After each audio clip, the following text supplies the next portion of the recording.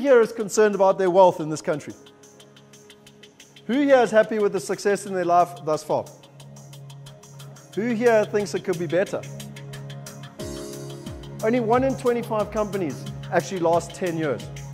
So my question to you is it product or is it service?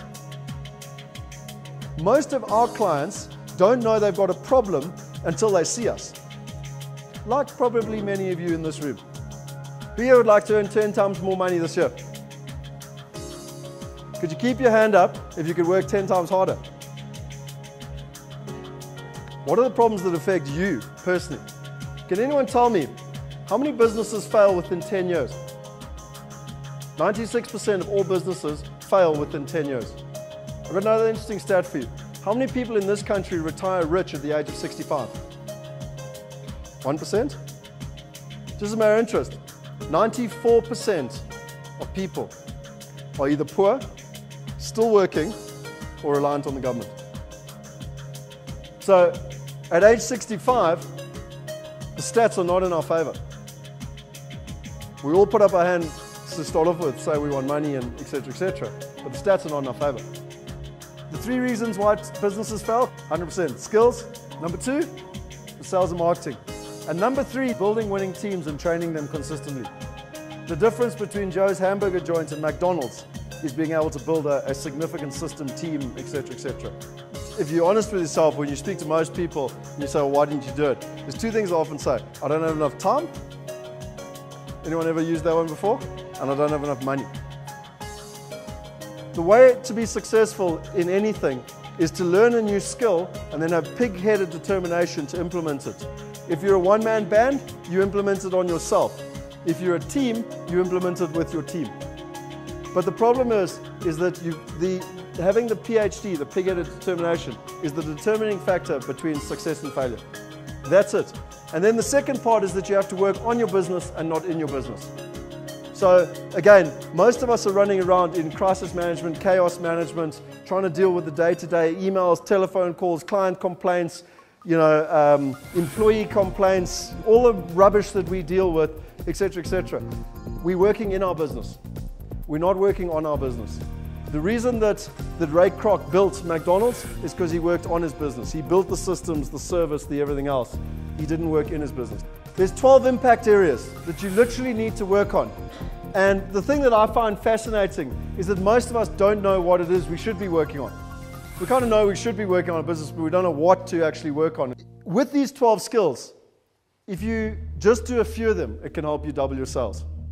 These 12 skills, they're not super clever, they're not like way out there that you've never heard of before. The question is, are you actually doing them? And if you did them, what difference would it make within your business?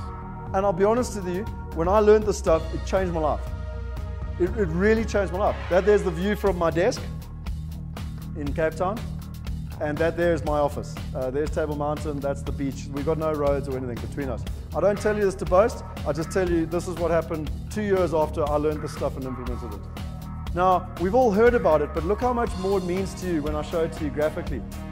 If you spend 80% of your time on productive activities, you would have a 4 times increase in productivity.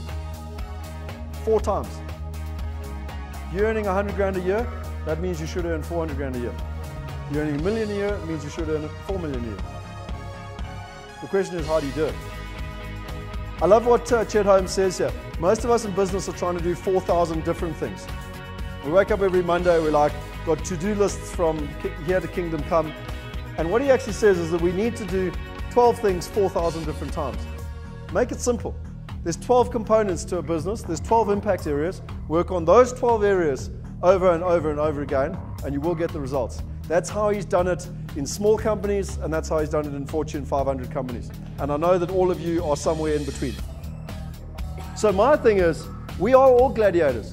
You've chosen, against all odds, to take on a profession where the stats are against you. But you've done it for a reason, and you gave me the reasons right up front. But most importantly, I believe it's because you want to be in control of whatever it is. Whether it's control your time, control your money, to be in control of your destiny, to be able to go and achieve what you want to achieve. Am I right or wrong? At the moment, change is the norm. All information ever obtained is now doubling every 2 years. It's actually Moore's law in terms of how technology is halving upon itself. More than 2 billion is spent every day in the quest to improve technology. 1.3 billion email users send 2 billion text messages every single day. 2/3 of the global internet population visits social networks. I heard a saying which I absolutely love. The more high-tech it becomes, the more high-touch people want. Now, what is high-touch? It's relationships. You'll attract far more buyers if you offer to teach them something of great value than if you simply try to sell them your product or service. The definition of insanity, if you continue to do what you've always done and expect different results, it's insane. So the beauty is, and I loved your saying, it's the first day of the rest of my life, I really believe that it can be, because you've been given the skills of what massive businesses, both sales and businesses generally, are doing. You can do it in your own business. Whether you're a one-man band or a multinational, it's actually irrelevant. And the big thing is that I believe that most of you want to do it, otherwise you wouldn't be here. But the question is how to do it. So I want to leave you with 3 things. So for me, make out a flat-out commitment to just take action. That's the first thing. Just promise yourself that there's going to be no excuses. The second thing, make a decision to master the 12 skills. You know all the 12 skills, master them. And then lastly, take action. So it's commitment, master them, and you've got to take action. There were once 3 gladiators: strategy, tactics, and hard work. And strategy slaughtered tactics and hard work. He was prepared to put in the time to plan. He tested things with procedures, and when they worked, he turned them into policies.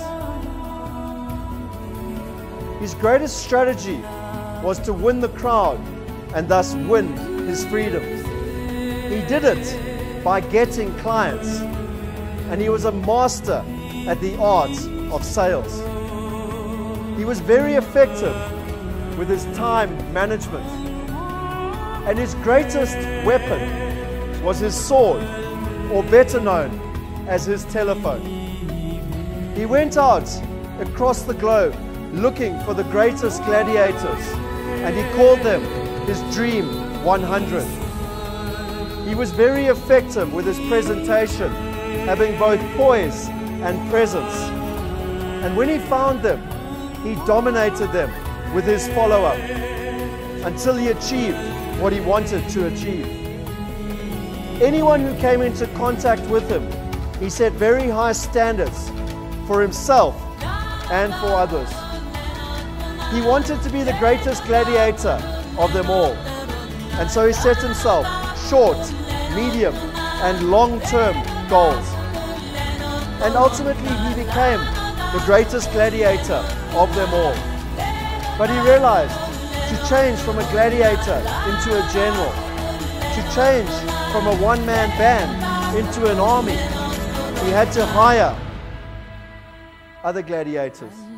And so he went out across the globe to find the best, to bring them in, to hire them, to train them. And he created an army. And with that army, he got his freedom and everything else that he'd wanted in his life.